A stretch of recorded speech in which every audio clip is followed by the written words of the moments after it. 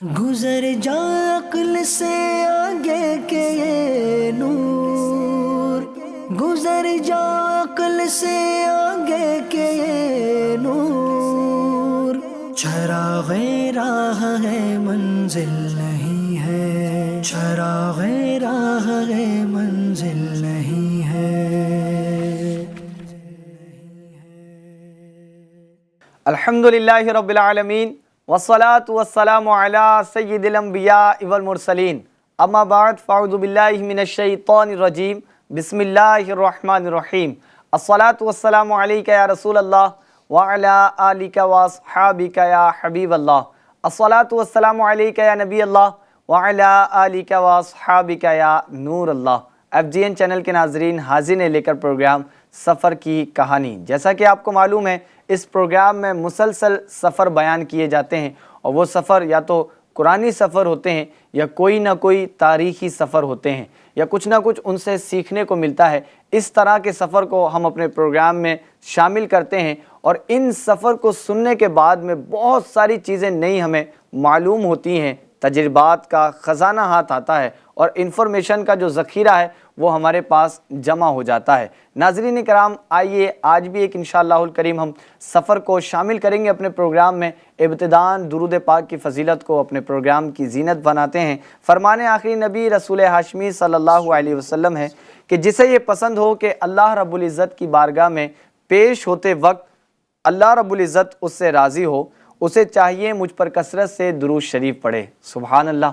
اگر ناظرین اکرام آپ چاہتے ہیں، میں چاہتا ہوں کہ اللہ رب العزت کی بارگاہ میں جب ہم پیش ہوں اور اللہ رب العزت ہم سے راضی ہو، تو ہمیں آقا کریم صلی اللہ علیہ وسلم نے اس کا نسخہ بتا دیا ہے، اس کا عمل بتا دیا ہے کہ ہمیں کیا کرنا ہے، کہ آقا کریم رؤوف الرحیم صلی اللہ علیہ وسلم پر کثرت سے درود پاک پڑھنا ہے۔ تو آپ بھی کثرت سے درود پاک پڑھیں، اس کی یاد کو اپنے دل میں بسا لیں، اور الارم بھی آپ لگا سکتے ہیں کہ مجھے درود شریف پڑھنا ہے، اتنی مرتبہ پڑھنا ہے، اس وقت پڑھنا ہے۔ ایک وقت مقرر کر لیں گے، الارم لگا لیں گے، تو انشاءاللہ الکریم یاد رہے گا، اور اس کے جو فضائل ہیں، اس کی جو برکتیں ہیں، وہ بھی ہمیں نصیب ہوں گی۔ آئیے ہم بھی پڑھ لیتے ہیں۔ صلو علی الحبیب صلی اللہ تعالی علی محمد صلی اللہ علیہ وسلم۔ FGN چینل کے ناظرین، جیسا کہ ہمارے پروگرام میں ایک مہمان خصوصی، ایک گیسٹ بھی ہوتے ہیں، آج بھی ہمارے ساتھ مولانا علی مدنی صاحب موجود ہیں۔ حضرت کیسے ہیں آپ؟ ٹھیک ہیں الحمدللہ علی کل حال۔ آپ کیسے ہیں؟ الحمدللہ ماشاءاللہ۔ آج بھی ایک سفر بیان کرنے والے ہیں آپ، انشاءاللہ۔ وہ کون سا سفر ہے؟ انشاءاللہ آج ایک بہت عظیم سفر ہے، بہت مشہور بھی ہے۔ اچھا، حضرت سکندر ذوالقرنین کا سفر۔ ناظرین اکرام، آپ نے سکندر ذوالقرنین رحمۃ اللہ تعالی علیہ کا نام تو ضرور سنا ہوگا۔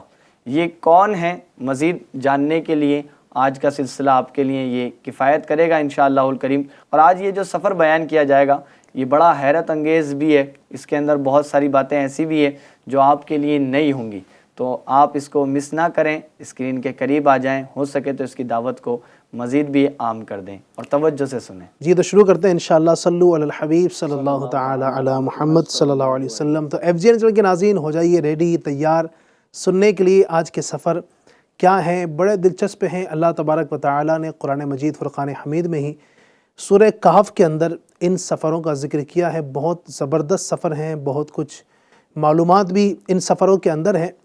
یہ سفر ہے حضرت سیدنا سکندر ذوالقرنین کے۔ ذوالقرنین ایک آپ کا مشہور لقب ہے، نام جو ہے سکندر ہے، ٹھیک ہے۔ اور یہ کون ہے؟ یہ حضرت سام بن نوح علیہ السلام کی اولاد میں سے ہیں، اور اسی طریقے سے یہ حضرت سیدنا خضر علیہ السلام کے خالہ زاد بھائی بھی ہیں۔ اچھا، جن کا ذکر ہم پہلے بھی کر چکے ہیں، سن چکے ہیں۔ ان کے بھائی ہیں۔ اور حضرت خضر علیہ السلام یہ حضرت سکندر ذوالقرنین کے وزیر ہیں۔ اچھا، کیونکہ یہ جو سکندر ذوالقرنین ہے یہ تھے بادشاہ۔ اس سے پہلے بھی 2-3 سلسلوں کے اندر شاید اس کا ہم نے تذکرہ کیا ہے کہ دنیا کے اندر 4 بادشاہ ایسے ہوئے جنہوں نے پوری دنیا پر حکومت کی ہے۔ جب ہم نے سلیمان علیہ السلام کا ذکر کیا تھا، جو واقعہ ہم نے 1 سے زیادہ ایپیسوڈ میں الحمدللہ اس کو کور کیا تھا، تو اس میں بھی آپ کو بتایا تھا کہ 4 بادشاہ ایسے ہیں جنہوں نے پوری دنیا پر حکومت کی ہے، جن میں سے 2 صاحب ایمان تھے اور 2 ایمان والے نہیں تھے۔ تو جو 2 ایمان والے تھے ان میں ایک اللہ کے نبی حضرت سلیمان علیہ السلام تھے، اور دوسرے جن کا آج ہم تذکرہ کر رہے ہیں حضرت سکندر ذوالقرنین رحمۃ اللہ تعالی علیہ، ٹھیک ہے۔ صحیح ان کے حوالے سے یہی ہے کہ یہ نبی نہیں تھے سکندر ذوالقرنین جو ہے، البتہ یہ کہ یہ انہوں نے اللہ کے ایک نبی کی صحبت اٹھائی تھی۔ وہ کون ہے؟ حضرت سیدنا ابراہیم علیہ السلام کے ہاتھ پر مشرف اسلام ہوئے، اور سیدنا ابراہیم علیہ السلام کے ساتھ کئی سال انہوں نے گزارے۔ تو یوں ایک بڑی عظیم شخصیت ہیں سیدنا ابراہیم علیہ السلام کے ساتھ رہنے کا جن کو موقع ملا ہو، اور ابراہیم علیہ السلام نے ان کو بہت ساری نصیحتیں بھی فرمائی۔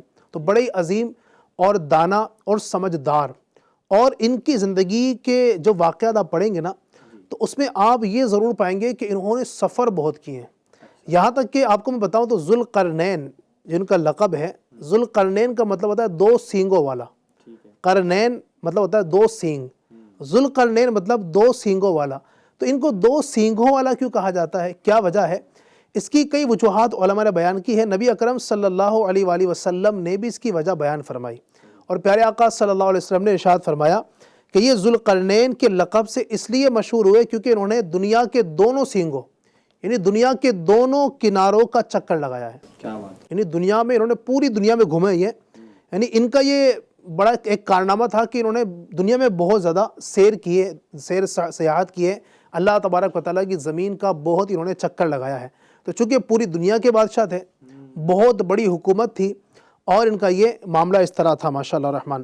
تو اللہ تبارک و تعالیٰ نے ان کو بہت ساری خصوصیات عطا فرمائی۔ ان کی اور بھی ذوالقرنین کا جو ان کا لقب تھا، اس کی اور بھی کچھ وجوہات علماء نے یہ بیان کی کہ دو سینگ والے جو کہا گیا ہے، تو ان کے حقیقت میں دو سینگ تھے بھی، یعنی سینگ سے مراد ان کے سر پر کچھ حصہ ابھرا ہوا تھا، جو دکھنے والے کو تھوڑا سینگ ٹائپ کا لگتا تھا، تھوڑا سا ابھرا ہوا، بالکل بڑے بڑے سینگ نہیں تھے، تھوڑا سا جو ہے نا وہ سر کے اوپر دونوں طرف کچھ ابھرا ہوا حصہ تھا، تھوڑا سا ابھرا ہوا، جس سے دور سے دیکھنے والے کو لگتا تھا کہ گویا کہ وہ سینگ ہے۔ یہ آپ کی لمبی زلفیں بھی تھی، ہاں یہ بھی تھا، دو زلفیں لمبی تھی آپ کی، اس طرح کی یعنی مختلف علماء کرام نے الگ الگ اس کی تشریحات بیان کی۔ بہرحال حضرت سیدنا سکندر ذوالقرنین رحمۃ اللہ تعالی علیہ بہت عظیم شخصیت، بہت دانا، بہت حکمت والے تھے۔ آج ذکر کرتے ہیں ان کے کچھ سفروں کا انشاءاللہ الرحمن۔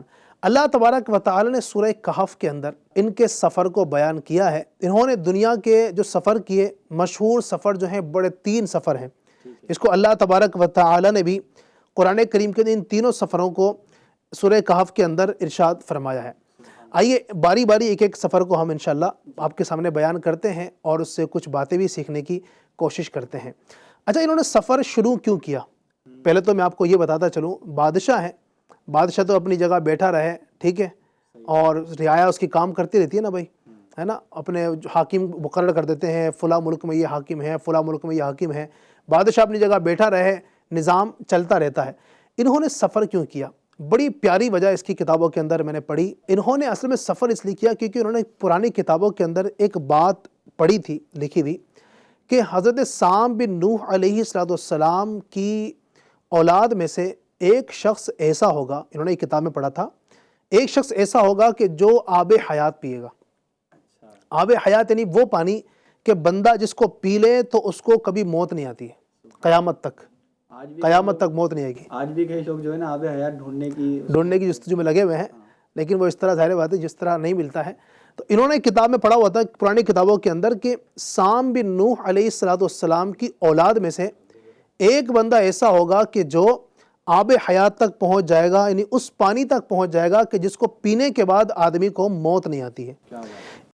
تو حضرت سکندر ذوالقرنین جو ہے وہ نکلے آب حیات کی تلاش میں، اور بڑی دلچسپ بات کہبہ یہ بھی ہے کہ ساتھ میں لے کر نکلے تھے حضرت خضر علیہ السلام کو، ٹھیک ہے۔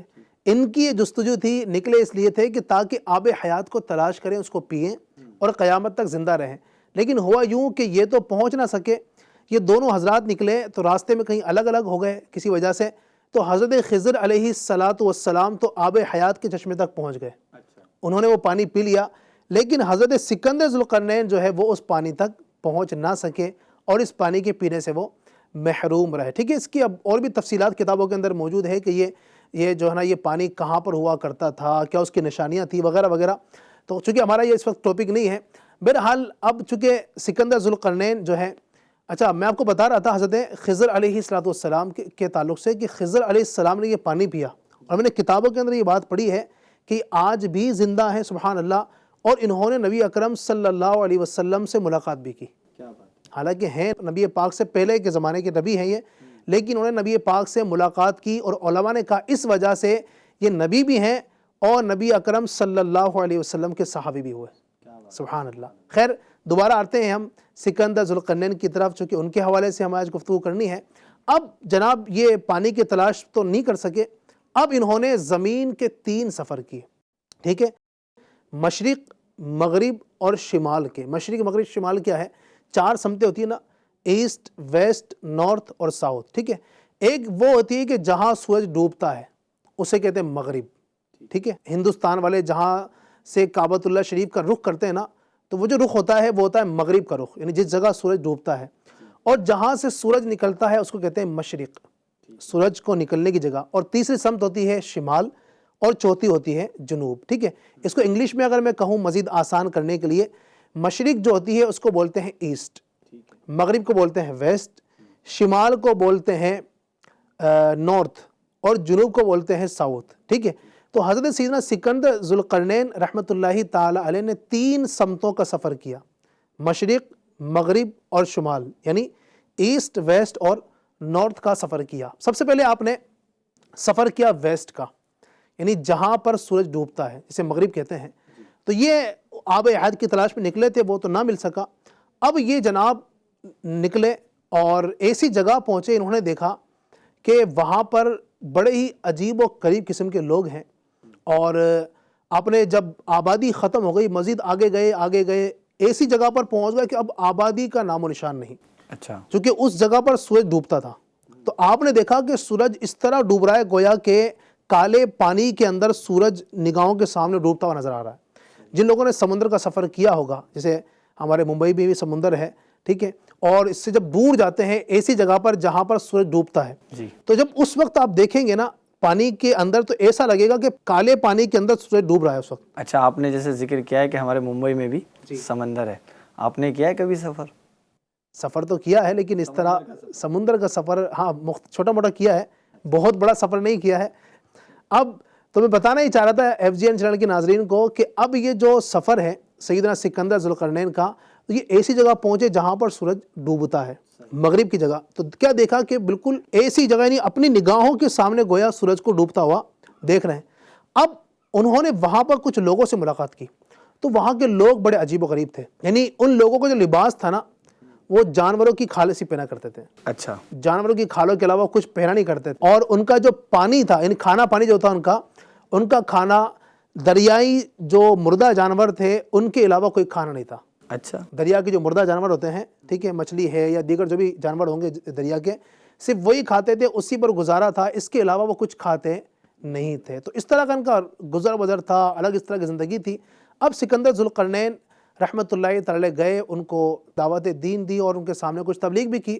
اب وہ لوگ تھے بہت لڑاکو قسم کے لوگ تھے، مطلب لڑائی کرنے والے تھے. تو ان لوگوں نے آگے سے شاید شدت کی اختیار کی ہوگی. تو سکندر ذوالقرنین چونکہ دنیا کے بادشاہ تھے، ان کے پاس بھی بہت بڑا ایک پورا لشکر تھا، بہت بڑی پوری جماعت تھی ان کی سپاہیوں کی. تو انہوں نے ان کو گھیرا کر لیا. جو ایمان لے کر آ گئے تو ان کو چھوڑ دیا، جو نہیں لا سکے تو ان کا مقابلہ کیا، پھر آگے ان کے ساتھ جو بھی برتاؤ کرنا تھا وہ کیا. تو یوں ایک سفر ان کا اس طرح کمپلیٹ ہوتا ہے، مختصر میں نے بیان کیا. دوسرا سفر جو تھا حضرت سکندر ذوالقرنین کا، وہ تھا ایسٹ کا سفر، یعنی مشرق کا سفر. جس جگہ سے سورج نکلتا ہے، طلوع ہوتا ہے، اس جگہ آپ پہنچے. تو اب آپ نے کیا دیکھا جب آپ اس طرف پہنچے، ایسٹ کی طرف، مشرق کی طرف؟ تو سکندر ذوالقرنین رحمۃ اللہ تعالی علیہ نے دیکھا کہ اب وہاں کے جو لوگ تھے نا، ان کا کوئی مکان نہیں تھا. ہاں، انہوں نے زمین کی غار جو ہے نا، زمین کے اندر کھڈا بنا کر، زمین کے اندر انڈر گراؤنڈ انہوں نے جو نا وہ جگہیں بنا رکھی تھی اپنے مکانات. چوہا جیسا، خرگوش جیسا رہتا ہے ایسا. ہاں، اس کی وجہ اصل میں یہ تھی کیونکہ وہاں سے سورج نکلتا ہے نا. جب سورج ظاہر سی بات ہے جہاں سے نکلتا ہے تو کتنی تپش ہوتی ہوگی، کتنی گرمی ہوتی ہوگی. تو اس وجہ سے ہو سکتا ہے کہ وہاں پر مکانات نہ بنائے. زمین کے اندر جائیں گے تو شاید تھوڑی گرمی کم لگے اس کی بنسبت. تو آپ نے کیا دیکھا کہ جب سورج نکلنا شروع ہوتا ہے، جب طلوع کا وقت ہوتا ہے، تو سکندر ذوالقرنین نے کیا دیکھا کہ لوگ اپنی جو ہے نا وہ نکل کر کے فوراً اپنے بلوں میں چھپ جاتے ہیں، زمین کے اندر چلے جاتے ہیں. پھر جب سورج ڈھل جاتا ہے، یعنی اوپر جا کر جب دوسری طرف ڈھل جاتا ہے، جھک جاتا ہے دوسری طرف، تب جو ہے نا وہ لوگ اپنی رہائش گاہ سے، اپنے زمینوں سے نکل کر آتے ہیں، پھر روزی تلاش کرتے ہیں، اس طرح کے وہ کام ان کا معاملہ بالکل الٹا ہے، دن میں وہ اندر گھس جاتے ہیں اور رات میں وہ باہر نکل آتے ہیں۔ رات نہیں بولیں گے اس کو، سورج ڈھلنا مطلب یعنی سورج جب بالکل سیدھ پر آ جائے، دوپہر کا وقت جیسے ہم کہتے ہیں نا، بالکل جب بالکل سیدھ میں آ جاتا ہے نا، اس کے بعد جب سورج ڈھلتا ہے، یعنی سمجھے کہ جب ظہر کے وقت قریب ہوتا ہے، ٹھیک ہے، یعنی جب ڈھلتا ہے سورج دوسری طرف میں، اس کو کہتے ہیں سورج ڈھلنا۔ تو اس وقت یہ لوگ اپنی جو ہے نا وہ آبادیوں سے اور اپنے بلوں سے باہر نکل کر آتے ہیں، روزی تلاش کرتے ہیں اور یہ اپنا اس طرح گزر بسر کرتے ہیں۔ تو یہ ان کا سلسلہ آپ نے دیکھا تو بڑا کہ حیرت بھی ہوئی، اور اپنی نگاہوں کے سامنے اس طرح سورج کو نکلتا ہوا دیکھا۔ ان کو بھی آپ نے دعوت دی دین کی، چونکہ آپ نکلے تھے اور آپ نے ساتھ ساتھ یہ کام بھی کیا۔ اس میں بھی جو لوگ اللہ تبارک و تعالیٰ ایمان لائے اور آپ کے ہاتھ پر انہوں نے توبہ کی، تو ان کو آپ نے چھوڑ دیا، اور جن لوگوں نے جو ہے نا وہ سرکشی کی، آپ سے بغاوت کی، ان کا گھیرا کیا اور ان کو قید کیا اور وغیرہ جو بھی آگے کرنا تھا وہ کیا۔ یہ تو 2 سفر تھے، بڑے ہی حیرت ناک، بڑے ہی دلچسپ سفر تھے۔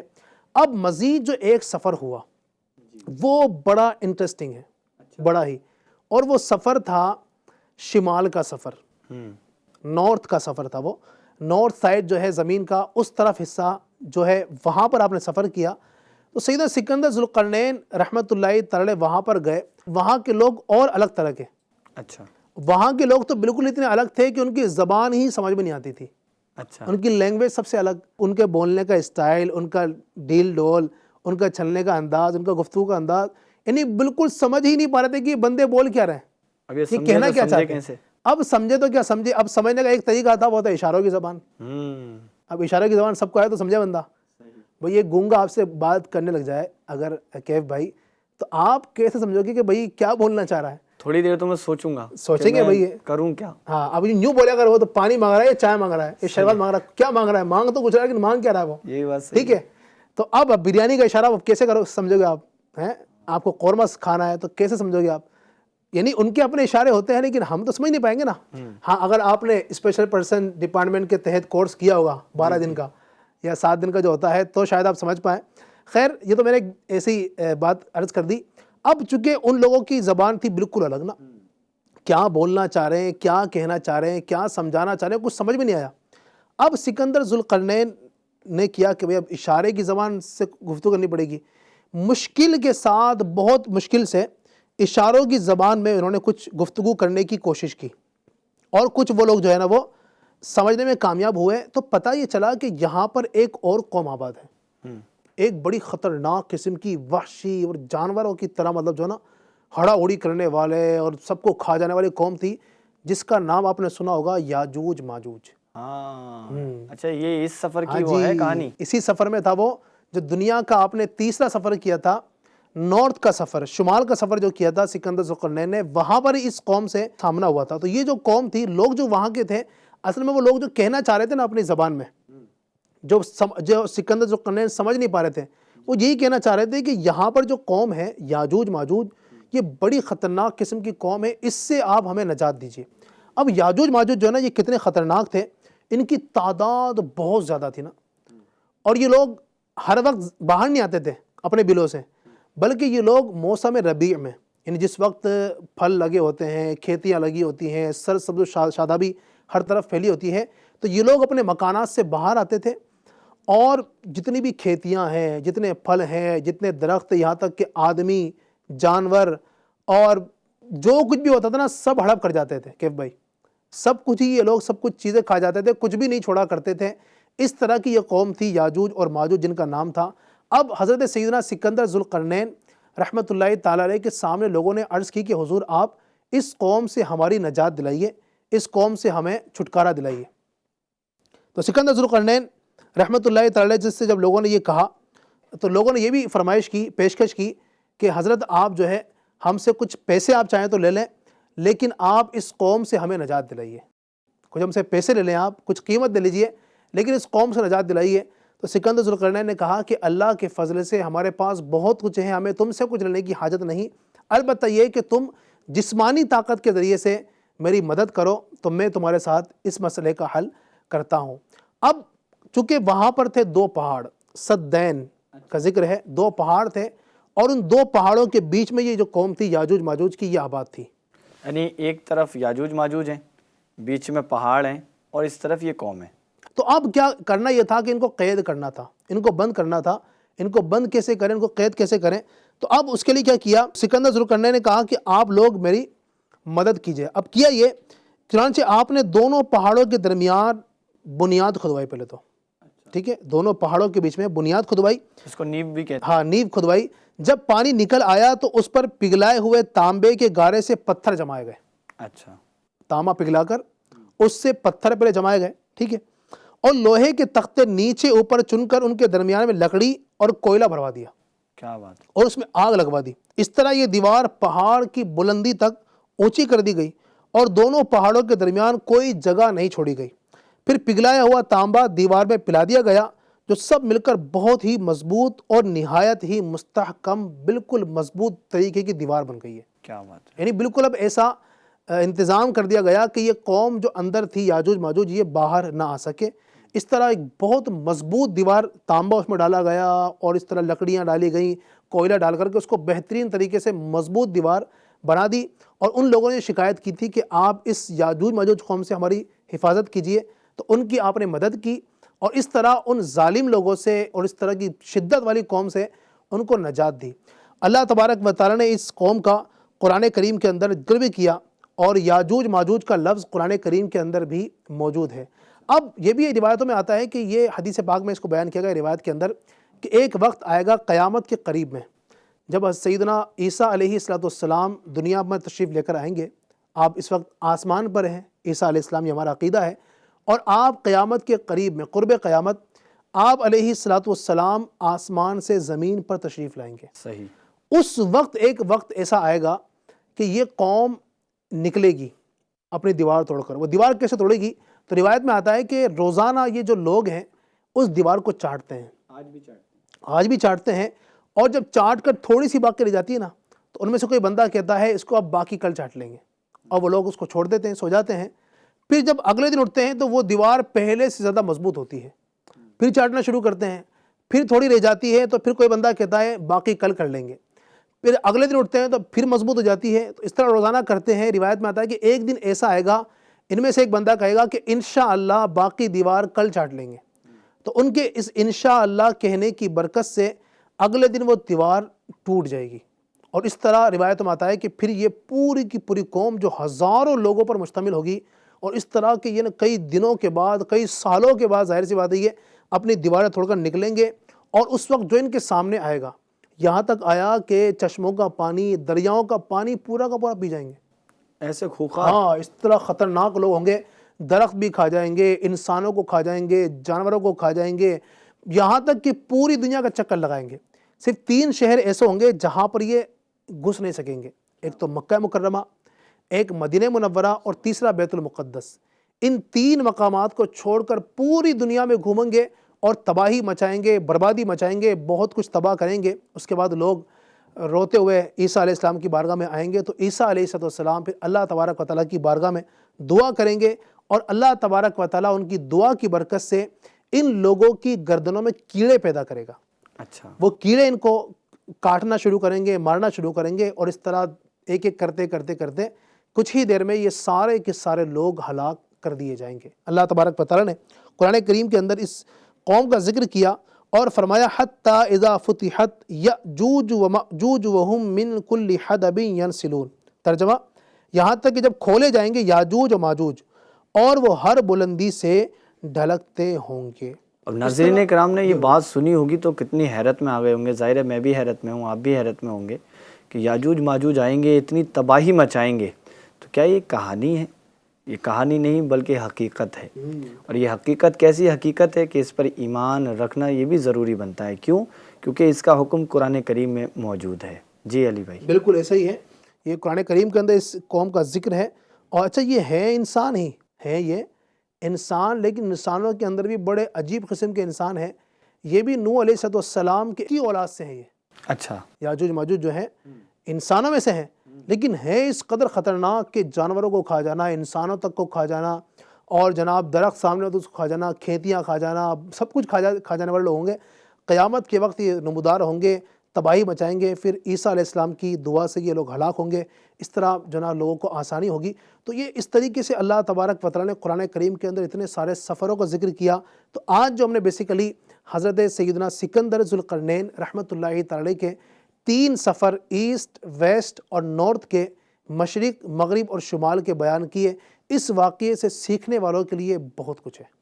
ناظرین کرام، جیسا کہ آپ نے سنا، حضرت ذوالقرنین یہ ایک راجہ تھے، بادشاہ تھے، شہنشاہ تھے، اور انہوں نے 3 سفر کیے، بلکہ 3 سفر نہیں، بہت سفر کیے اپنی زندگی میں۔ ان میں سے ہم نے آج 3 سفر کو یہاں پر بیان کیا ہے۔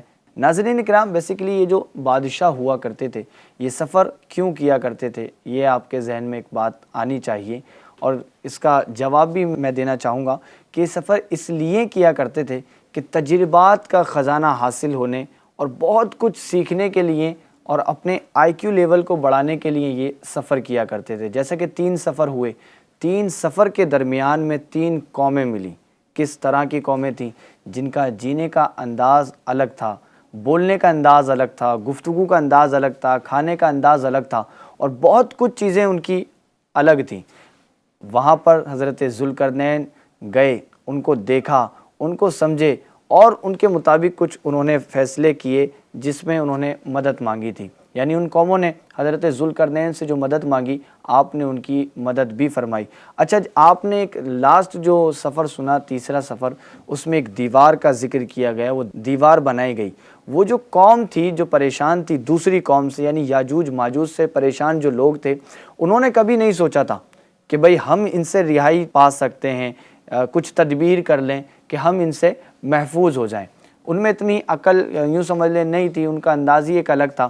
لیکن حضرت ذوالقرنین کی دانائی کو آپ دیکھیں کہ آپ وہاں پر گئے تو آپ نے کیا کیا کہ اس پہاڑ کو دیکھا، یعنی اس سچویشن کو وہاں پر دیکھا کہ میں یہاں کیا ایسا کر سکتا ہوں جس کی بنا پر ان لوگوں کو ان ظالموں سے رہائی مل جائے۔ اور دیکھیں، ایک حاکم جو ہوتا ہے نا، جو ایک لیڈر ہوتا ہے جس کے تحت کچھ قوم ہے، لوگ ہوتے ہیں، رعایا ہوتی ہے، ٹھیک ہے، پورا ملک ہوتا ہے یا پورا ڈسٹرکٹ جن کے پاس ہوتا ہے، تو ان کی یہ ذمہ داری ہوتی ہے کہ اپنی قوم کی مشکلات کو حل کریں، صحیح، پریشانیوں کو حل کریں۔ ایسا نہ ہو کہ ہماری وجہ سے، ایک مثال کے طور پر میں کسی قوم پر نگران مقرر ہوں، ٹھیک ہے، میں کچھ لوگوں پر نگران ہوں، یا اپنے گھر والوں کو، چلو میں باہر کی بات چھوڑوں، اگر میں ایک شوہر ہوں تو میرے تحت میرے بیوی بچے آتے ہیں، میرے گھر کے افراد آتے ہیں، میں گھر کا بڑا ہوں اگر تو میرے گھر کے میرے بچے آئیں گے، میری بیوی میرے تحت آتی ہے، تو ایسا نہ ہو کہ ہماری وجہ سے ان کو کوئی تکلیف پہنچے۔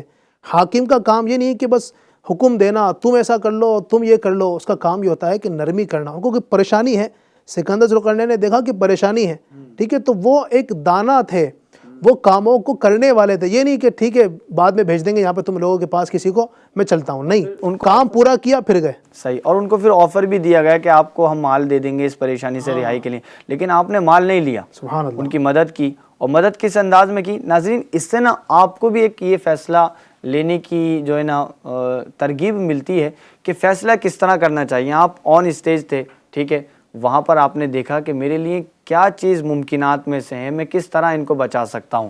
آپ نے ایسا نہیں کیا کہ چلیں بھائی میں اپنی رعایا کو آپ کے ساتھ کر دیتا ہوں، وہ ان کا جم کے مقابلہ کرے گی، نہیں، آپ نے سوچا کہ ان کا مستقل یعنی پراپر جو طور پر ایک یعنی بچاؤ کا کوئی سسٹم ان کا بنایا جائے۔ تو آپ نے کیا کیا، ان 2 پہاڑوں کے درمیان کس طرح اینٹیں لگوائیں، اور کس طرح کی اینٹیں، کوئی تانبے کی اینٹیں، کوئی لوہے کی اینٹیں، اور تختے لگوائے گئے مضبوط طریقے سے، اور اس کو اتنا مضبوط کر دیا کہ اس پہ پگھلا ہوا تانبا ڈالا، اتنا مضبوط ہو گیا ہوگا، آپ غور کریں۔ تو یوں ایک فیصلہ لینے کی ہمارے اندر بھی صلاحیت ہونی چاہیے، اور اچھا فیصلہ ہمیں کرنا چاہیے۔ ناظرین کرام، اس سے یہ بھی درس ملتا ہے کہ کوئی قوم، کوئی آدمی، کوئی شخص اگر پریشان ہے، اگر آپ سے ہیلپ وہ مانگتا ہے، ہیلپ چاہتا ہے، تو آپ بھی اس کی ہیلپ کریں، اس کی مدد کریں، تو انشاءاللہ الکریم یوں آپ مدد کریں گے تو اللہ کریم آپ کی مدد فرمائے گا۔ ناظرین کرام، آج بہت کچھ سیکھنے کو ملا، انشاءاللہ الکریم آئندہ پھر حاضر ہوں گے ایک نیا سفر لے کر، ایک نیا ایپیسوڈ لے کر۔ تب تک کے لیے اپنا خاص خیال رکھیں، FGN چینل دیکھتے اور دکھاتے رہیں۔ صلو علی الحبیب صلی اللہ تعالی علی محمد صلی اللہ علیہ وسلم۔